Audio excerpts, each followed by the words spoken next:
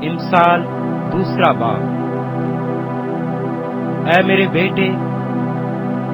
اگر تو میری باتوں کو قبول کرے اور میرے فرمان کو نگاہ میں رکھے، ایسا کہ تو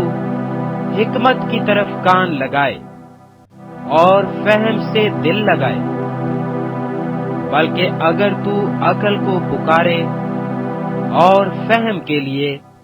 آواز بلند کرے اور اس کو ایسا ڈھونڈے جیسے چاندی کو، اور اس کی ایسی تلاش کرے جیسی پوشیدہ خزانوں کی، تو خداوند کے خوف کو سمجھے گا اور خدا کی معرفت کو حاصل کرے گا، کیونکہ خداوند حکمت بخشتا ہے،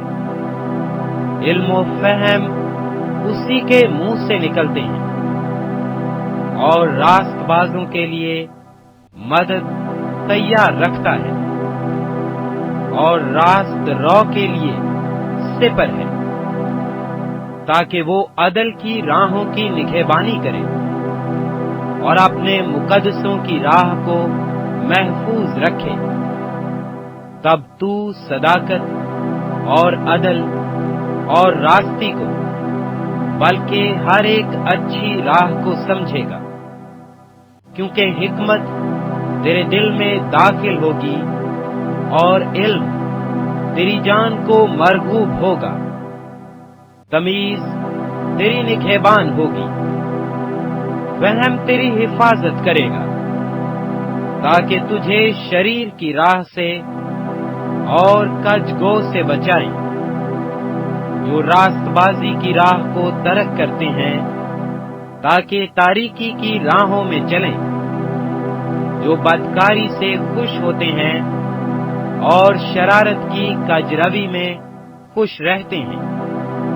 جن کی روشیں ناہموار اور جن کی راہیں ٹیڑھی ہیں، تاکہ تجھے بیگانہ عورت سے بچائیں، یعنی چکنی چپڑی باتیں کرنے والی پرائی عورت سے، جو اپنی جوانی کے ساتھی کو چھوڑ دیتی اور اپنے خدا کے عہد کو بھول جاتی ہے، کیونکہ اس کا گھر موت کی اترائی پر ہے اور اس کی راہیں پاتال کو جاتی ہیں۔ جو کوئی اس کے پاس جاتا ہے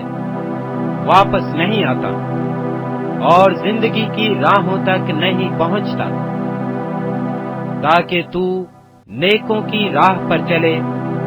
اور صادقوں کی راہوں پر قائم رہے، کیونکہ راست باز ملک میں بسیں گے اور کامل اس میں آباد رہیں گے،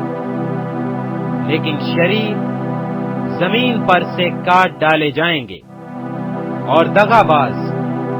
اس سے اکھاڑ پھینکے جائیں گے۔